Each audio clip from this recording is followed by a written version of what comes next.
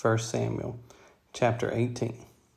And it came to pass, when he had made an end of speaking unto Saul, that the soul of Jonathan was knit with the soul of David, and Jonathan loved him as his own soul. And Saul took him that day, and would let him go no more home to his father's house. Then Jonathan and David made a covenant, because he loved him as his own soul. And Jonathan stripped himself of the robe that was upon him, and gave it to David, and his garments, even to his sword, and to his bow, and to his girdle. And David went out whithersoever Saul sent him, and behaved himself wisely.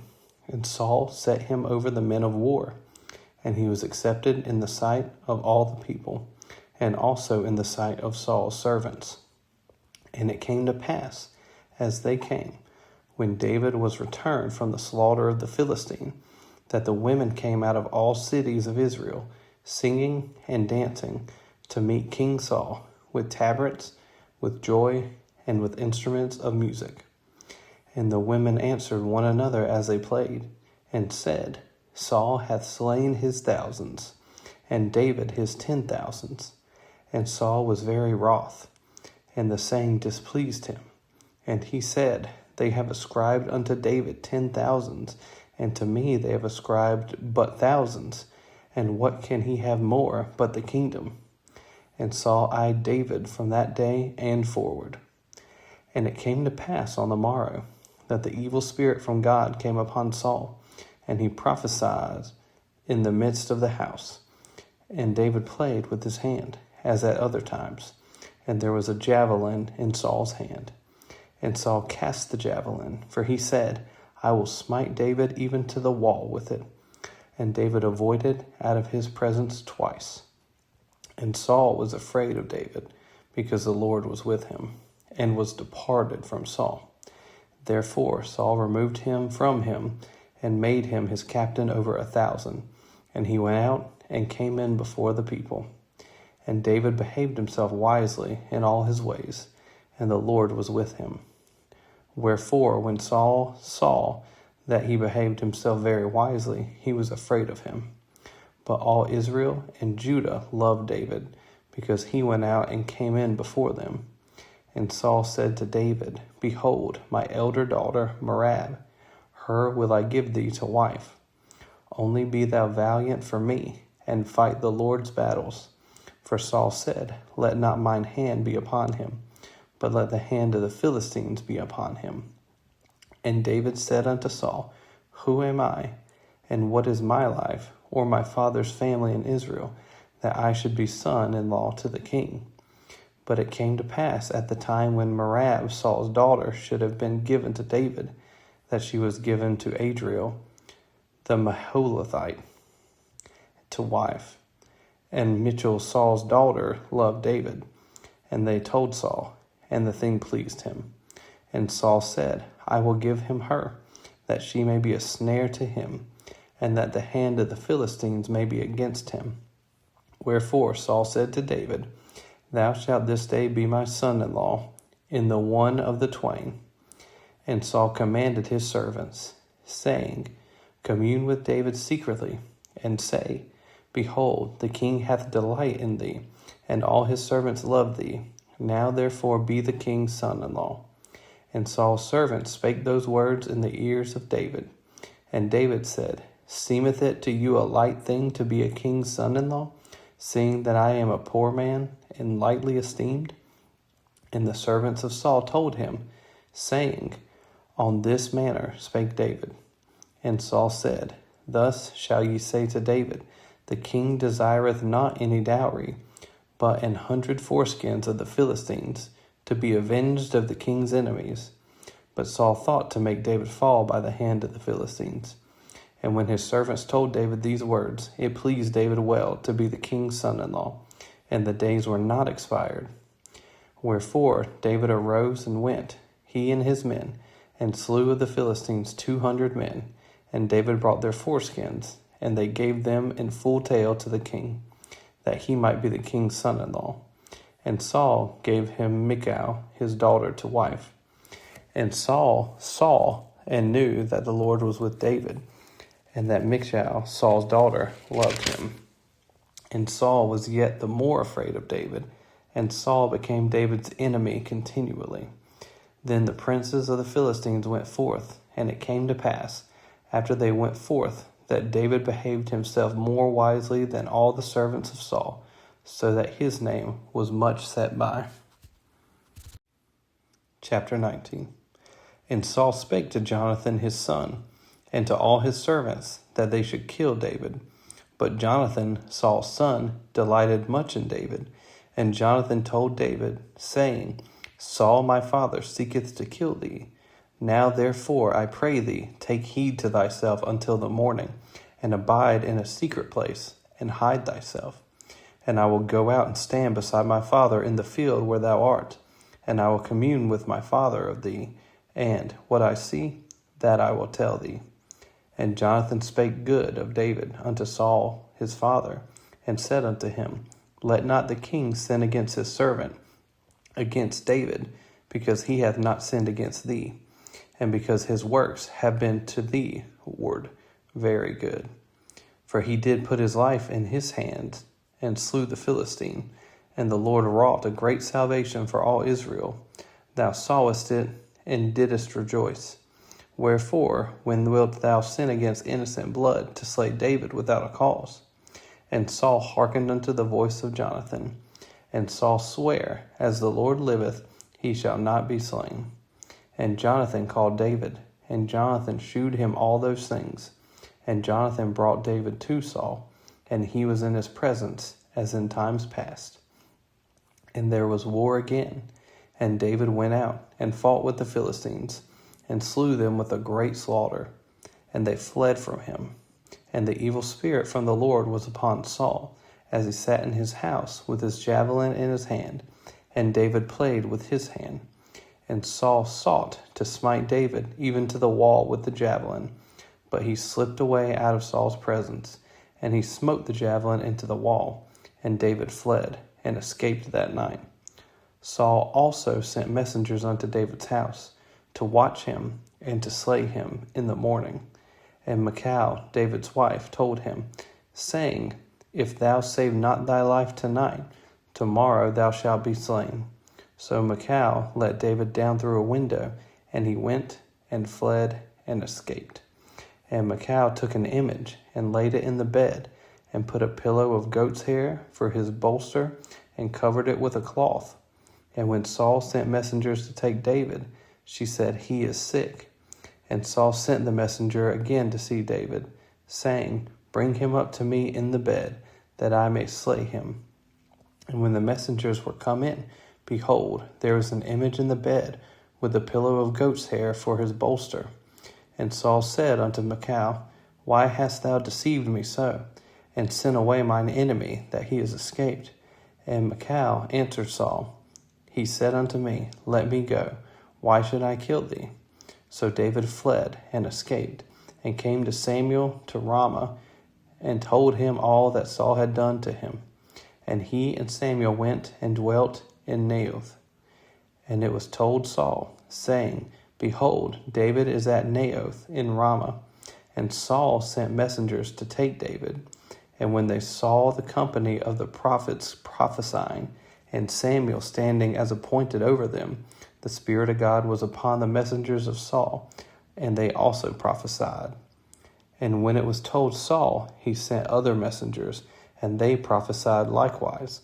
And Saul sent messengers again the third time, and they prophesied also. Then went he also to Ramah, and came to a great well that is in Sechu.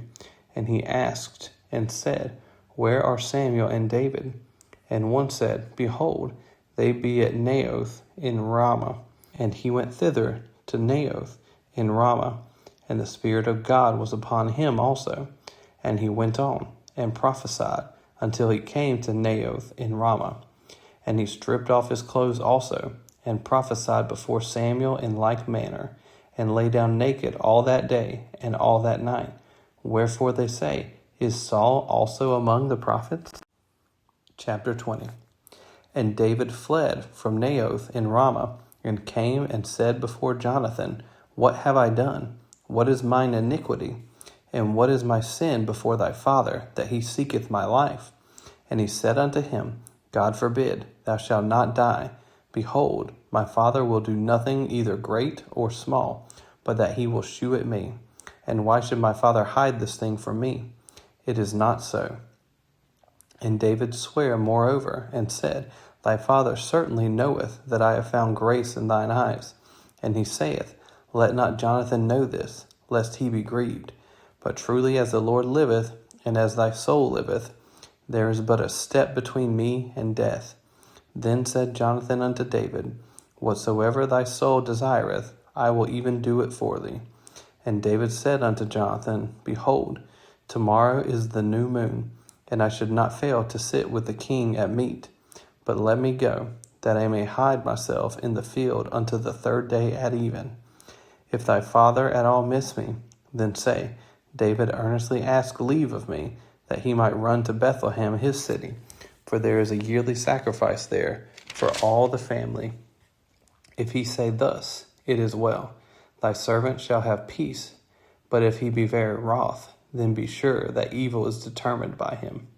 Therefore thou shalt deal kindly with thy servant, for thou hast brought thy servant into a covenant of the Lord with thee. Notwithstanding, if there be in me iniquity, slay me thyself, for why shouldest thou bring me to thy father? And Jonathan said, Far be it from thee, for if I knew certainly that evil were determined by my father to come upon thee, then would not I tell it thee? Then said David to Jonathan, Who shall tell me? Or what if thy father answer thee roughly? And Jonathan said unto David, Come, and let us go out into the field. And they went out both of them into the field. And Jonathan said unto David, O Lord God of Israel, when I have sounded my father about tomorrow any time, or the third day, and behold, if there be good toward David, and I then sin not unto thee, and shew it thee. The Lord do so, and much more to Jonathan. But if it please my father to do thee evil, then I will shew it thee, and send thee away, that thou mayest go in peace, and the Lord be with thee, as he hath been with my father.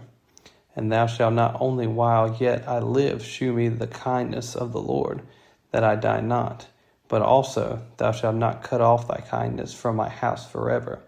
No, not when the Lord hath cut off the enemies of David every one from the face of the earth. So Jonathan made a covenant with the house of David, saying, Let the Lord even require it at the hand of David's enemies. And Jonathan caused David to swear again, because he loved him, for he loved him as he loved his own soul. Then Jonathan said to David, Tomorrow is the new moon, and thou shalt be missed, because thy seat will be empty. And when thou hast stayed 3 days, then thou shalt go down quickly, and come to the place where thou didst hide thyself when the business was in hand, and shalt remain by the stone Ezel. And I will shoot 3 arrows on the side thereof, as though I shot at a mark. And behold, I will send a lad, saying, Go find out the arrows. If I expressly say unto the lad, Behold, the arrows are on this side of thee, take them. Then come thou, for there is peace to thee, and no hurt, as the Lord liveth. But if I say thus unto the young man, Behold, the arrows are beyond thee, go thy way, for the Lord hath sent thee away. And as touching the matter which thou and I have spoken of, behold, the Lord be between thee and me forever. So David hid himself in the field. And when the new moon was come, the king sat him down to eat meat. And the king sat upon his seat, as at other times, even upon a seat by the wall. And Jonathan arose, and Abner sat by Saul's side, and David's place was empty. Nevertheless, Saul spake not anything that day, for he thought, Something hath befallen him. He is not clean. Surely he is not clean. And it came to pass on the morrow, which was the 2nd day of the month, that David's place was empty. And Saul said unto Jonathan his son, Wherefore cometh not the son of Jesse to meat, neither yesterday nor today? And Jonathan answered Saul, David earnestly asked leave of me to go to Bethlehem. And he said, Let me go, I pray thee, for our family hath a sacrifice in the city, and my brother, he hath commanded me to be there. And now, If I have found favor in thine eyes, let me get away, I pray thee, and see my brethren. Therefore he cometh not unto the king's table. Then Saul's anger was kindled against Jonathan, and he said unto him, Thou son of the perverse rebellious woman, do not I know that thou hast chosen the son of Jesse to thine own confusion, and unto the confusion of thy mother's nakedness?